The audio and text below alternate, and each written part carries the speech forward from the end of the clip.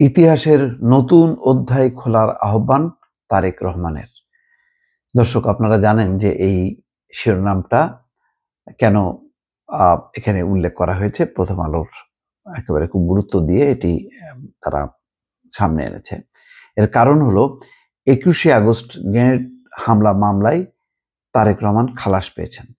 তিনি সহ অনেকেই খালাস পেয়েছেন, কিন্তু তারেক রহমানের জন্য এটা গুরুত্বপূর্ণ এই কারণে যে তিনি হচ্ছেন বর্তমানে বিএনপির কাণ্ডারি, বিএনপির ভারপ্রাপ্ত চেয়ারম্যান।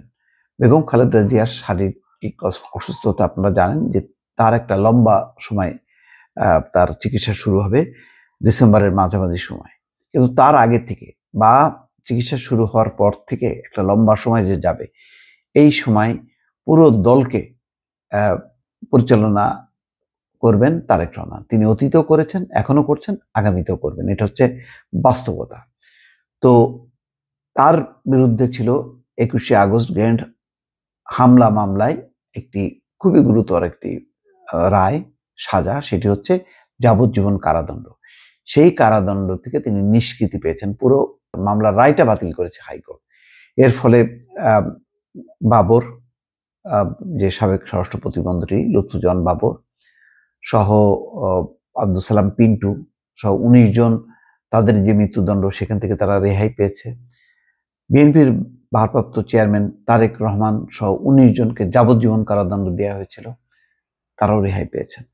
এবং এটা বলা হচ্ছে যে এই রায়টা একেবারেই রাজনৈতিক উদ্দেশ্য প্রণোদিত ছিল।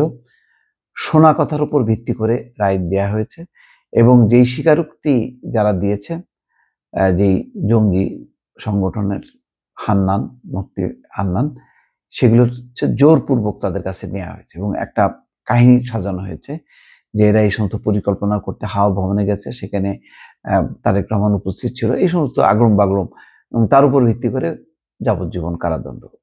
যাই হোক, এখন পট পরিবর্তন হওয়াতে এবং তারেক রহমানের দেশে এসে রাজনীতি করার পথ উন্মুক্ত হয়েছে। আজকে বিএনপির নেতাকর্মীরা আনন্দ মিছিল করেছে পল্টনে, সেটাও নিশ্চয়ই দেখেছেন। তারপর সন্ধ্যায় ফেসবুকে সবার উদ্দেশ্যে তিনি একটি পোস্ট দিয়েছেন তারেক রহমান।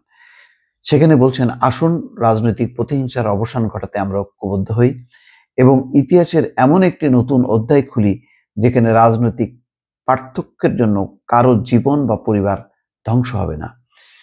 আজ ২১শে আগস্ট গ্রেনেড হামলা মামলায় বিএনপির ভারপ্রাপ্ত চেয়ারম্যান তারেক রহমান সহ সব আসামিকে খালাস দেন উচ্চ আদালত। এরপর সন্ধ্যায় তিনি সামাজিক যোগাযোগ মাধ্যম ফেসবুকে নিজের ভেরিফাইড পেজে এক পোস্টে এই প্রতিক্রিয়া জানান। ইংরেজিতে লেখা ফেসবুক পোস্টে তারেক রহমান লিখেছেন, সত্যের সৌন্দর্য হচ্ছে এটি অপপ্রচার ও ষড়যন্ত্রের বিরুদ্ধে নিশ্চিতভাবেই বিজয় লাভ করা। আমাদের এই বিশ্বাস দেয় যে শেষ পর্যন্ত ন্যায় বিচার ও ন্যায্যতাই জয়ী হয়। আসুন রাজনৈতিক প্রতিহিংসার অবসান ঘটাতে আমরা ঐক্যবদ্ধ হই এবং ইতিহাসের এমন একটি নতুন অধ্যায় খুলি যেখানে রাজনৈতিক পার্থক্যের জন্য কারো জীবন বা পরিবার ধ্বংস হবে না। আমি জানি না এই আহ্বান কি আওয়ামী লীগ সহ সবার উদ্দেশ্য কিনা। সেটা যদি হয় তাহলে তো বলা যাবে যে এটা বিরাট একটা মহত্ব, যে এত পরিস্থিতির পরেও তিনি সব রাজনীতিক বা রাজনৈতিক দলের প্রতি এই আহ্বান তিনি জানাচ্ছেন। বিএনপির ভারপ্রাপ্ত চেয়ারম্যান আরো লিখেছেন, আমরা গণতান্ত্রিক মূল্যবোধকে সমুন্নত করার অঙ্গীকার করি, যা বিশ্বাস ও আদর্শের বৈচিত্র্যকে ধারণ করে নির্বাচনী অংশগ্রহণের মাধ্যমে নিজেদের ভাগ্য নির্ধারণ করে জনগণকে ক্ষমতায়িত করে। সেই যাত্রায় সব নাগরিকের অধিকার ও স্বাধীনতার সুরক্ষা এবং একটি অন্তর্ভুক্তিমূলক, সহনশীল ও নিয়মভিত্তিক সমাজ প্রতিষ্ঠার মাধ্যমে আমরা আইনের শাসন, মানবাধিকার ও মত প্রকাশের স্বাধীনতা প্রতিষ্ঠা করতে চাই। এটা একটা খুবই চমৎকার আহ্বান, একটা সার্বিক একটা আহ্বান।